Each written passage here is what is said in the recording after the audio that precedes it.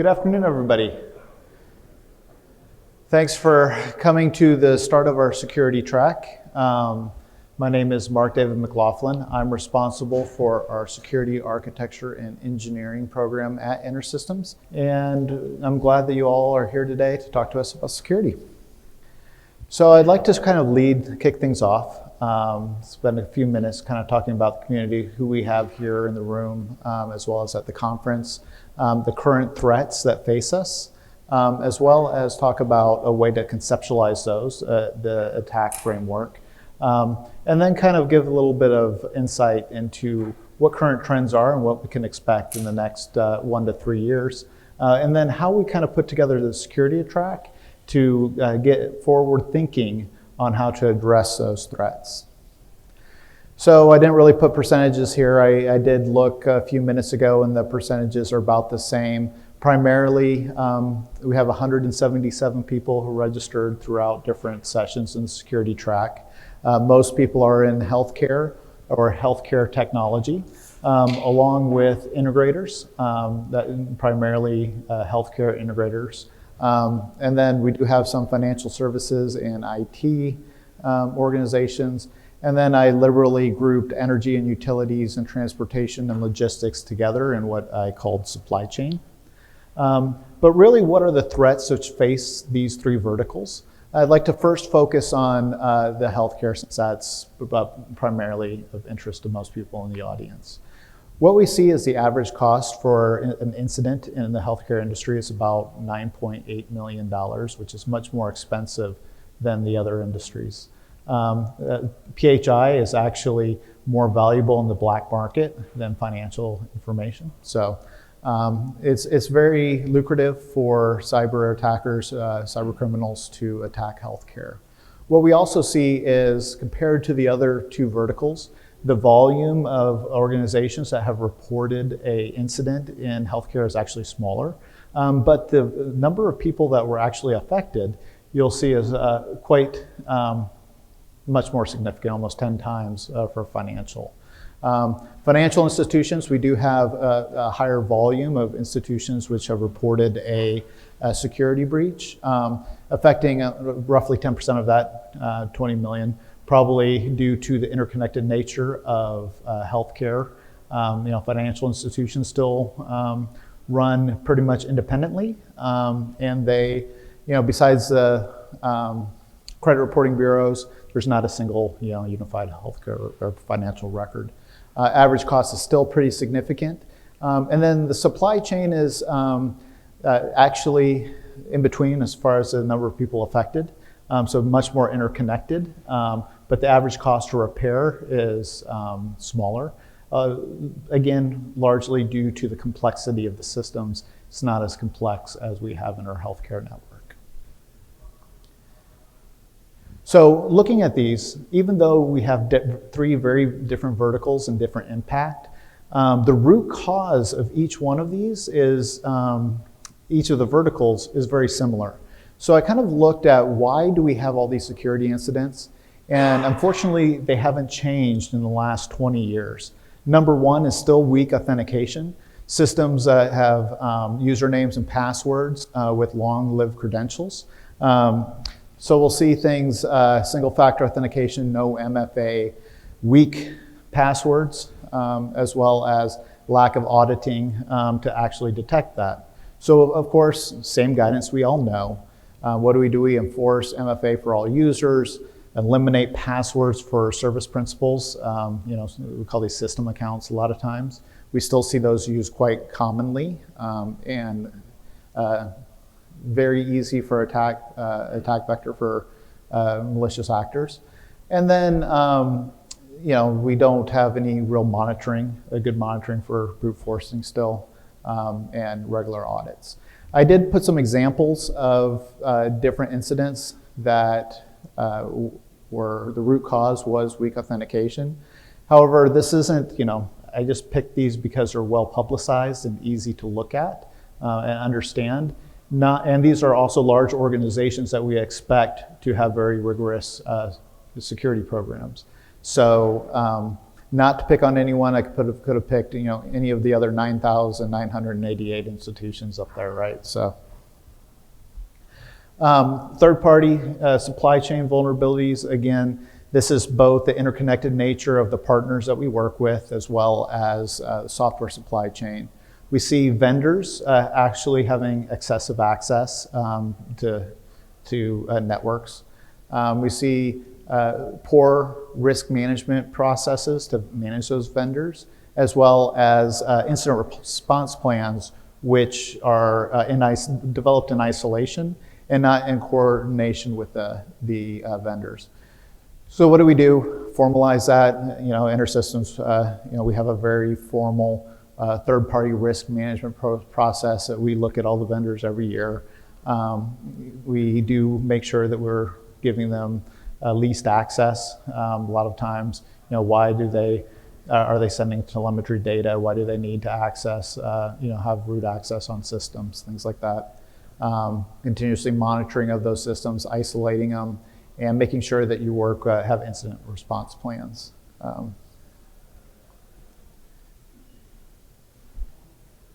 Unpatched legacy systems, again, same thing we've seen in the last 20 years, still hitting us in 2025. We have the reason why, obviously, every time you update a system, there's operational downtime. A lot of our systems are very difficult to update and upgrade. We also see a lot of end-of-life software, especially with embedded devices, networking equipment. Your router may have been up for 10 years, may have been end of life for 5 years, hasn't received a security patch. It's been up for 10 years, right? So still something we see quite a bit. People don't really understand what is in that inventory. And then patching is oftentimes manual, very, not one click to update, very involved. I think goes back to the operational downtime concerns. What do? Well, you first have a good inventory. Everything with security starts with good inventory of what you're managing. Use virtual patching or isolation if you cannot update those systems. Virtual patching is kind of the new term for applying mitigations through firewalls or networking controls. Implement and monitor your SLAs, and again, network segmentation. If you isolate that threat, you can make sure that no one use the virtual patching to isolate those systems.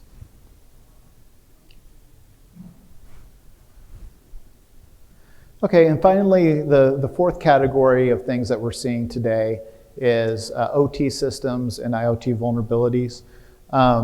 Right now in the healthcare industry, it's estimated that there are about 20 IP addresses per hospital bed. A lot of those are in embedded devices. And organizations, hospitals do not even have an inventory of what those are, much less the firmware levels.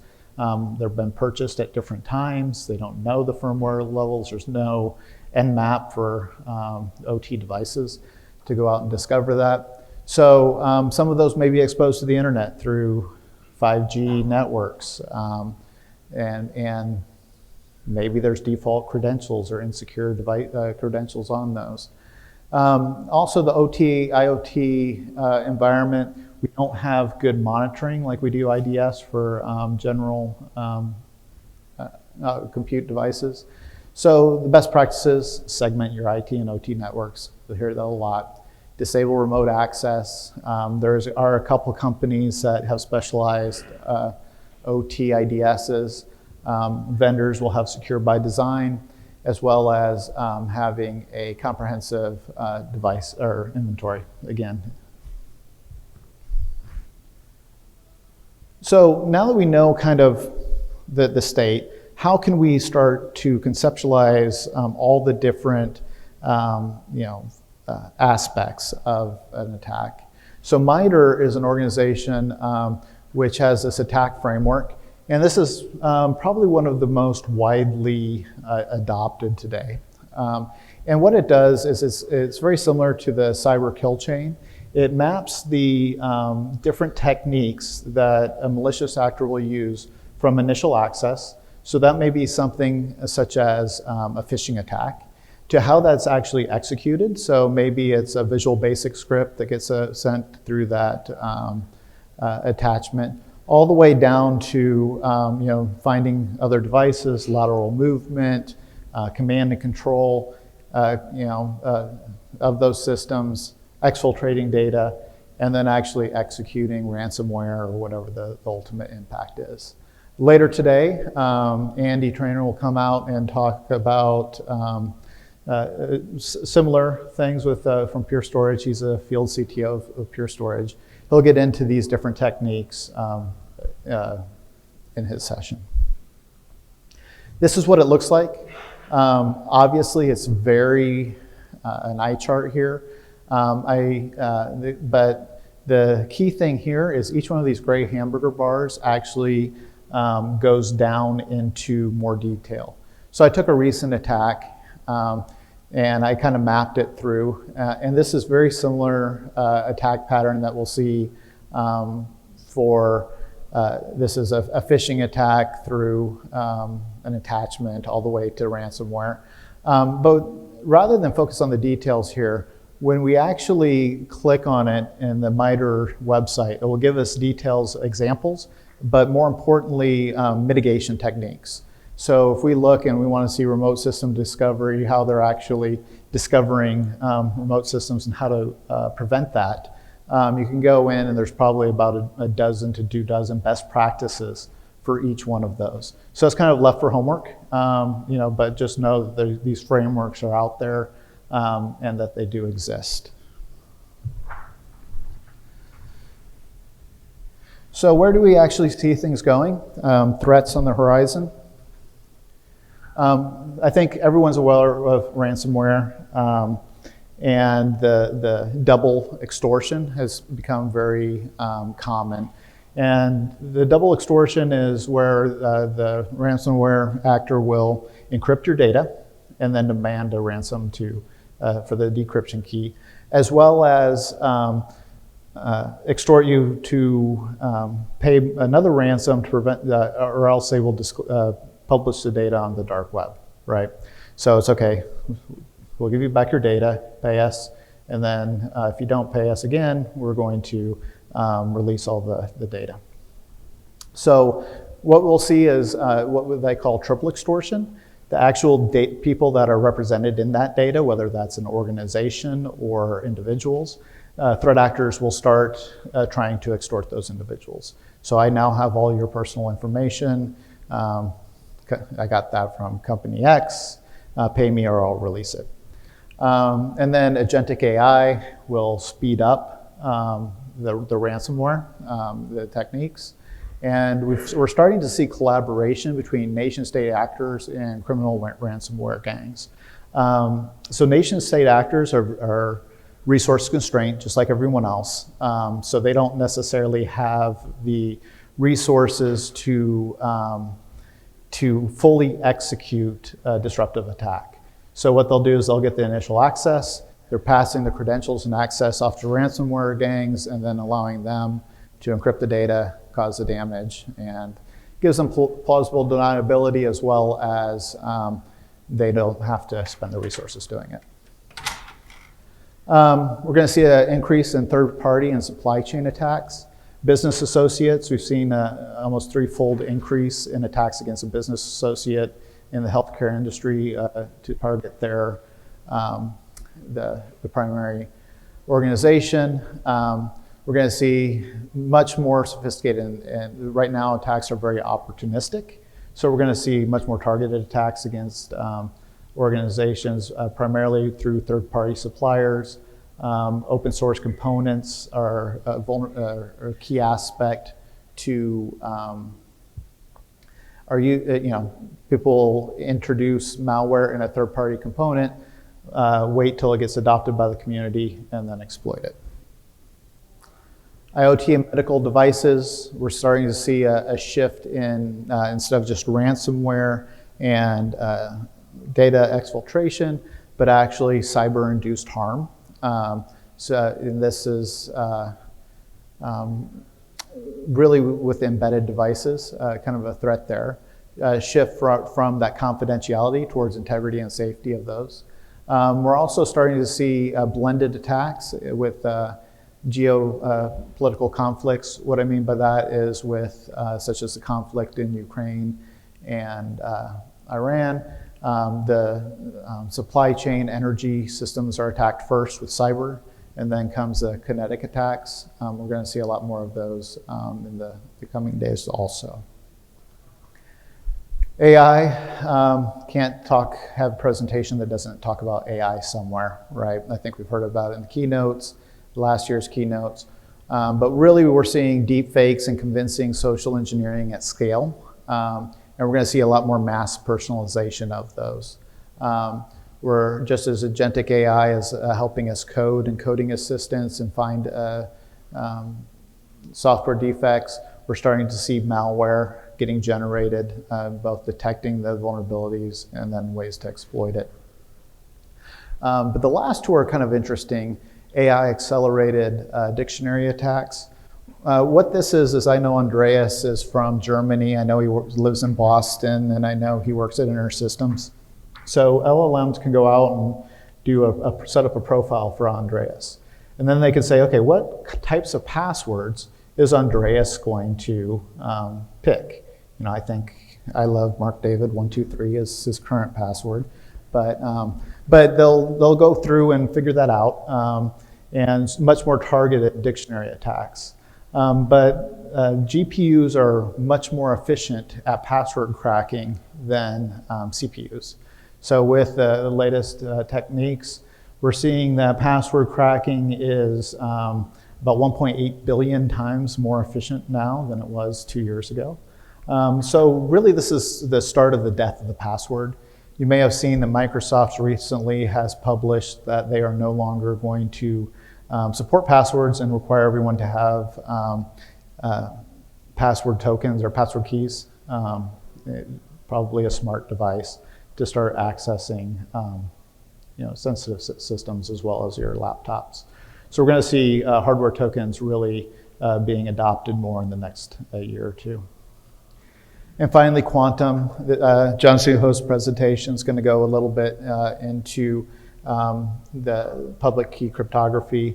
A lot of experts believe that 2029 is the date that we're going to see quantum break down public key cryptography. So we're starting to see harvest now, decrypt later attacks. That's where we're extracting encrypted data. We then wait for the quantum ability to decrypt it, and that's primarily in the healthcare industry where you have data that doesn't change. And quantum's a breakdown of public key cryptography, but that impacts really blockchain as well as cyber currency, cryptocurrency, which is all based off of public key cryptography. And then the other one is a little bit less, I guess, obvious, is the breakdown of medical device firmware, all firmware, including software that you're running on your Windows signing, right? You have signed software. All that's based off of signatures, based off of public key cryptography. So what that means is malicious actors are going to be able to change the code, re-sign it, and you can no longer count on that signing as a way of authentication. So how does this relate to the security track? First session, we're talking about the security roadmap, really looking at what we've done to secure the security database, migrating our security into a way it can be into an area of IRIS where it can be better protected, as well as increasing our granular security. As I said, Andy's going to come in and talk about operational security with ransomware and backups.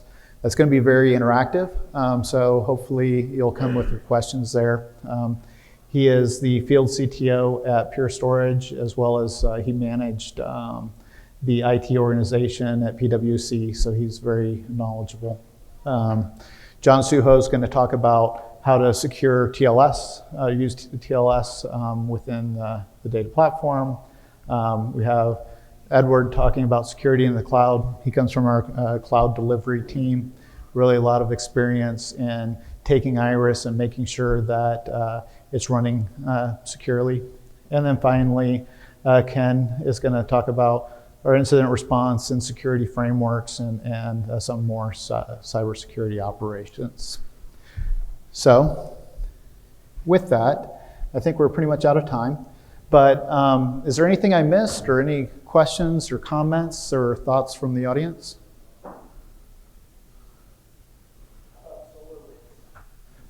SolarWinds would come up. I think we have both SolarWinds and CrowdStrike, and those would both be third-party software. We're going to see vendors having too much access, not properly mitigated those threats, right? So unfortunately, the software to either operate or secure your systems is highly privileged, right? So how do you mitigate those threats? Any other thoughts or comments? So Andreas, do you want to take a couple minutes to get over to the security roadmap? And if there is any other thoughts or comments, or you just want to have a discussion, come by afterwards, and Andreas and I will be at the, have sessions that we can talk one-on-one, talk about your security challenges, what you'd like to see in the product, and the future. So, Andreas, we'll start with the security roadmap. Thanks.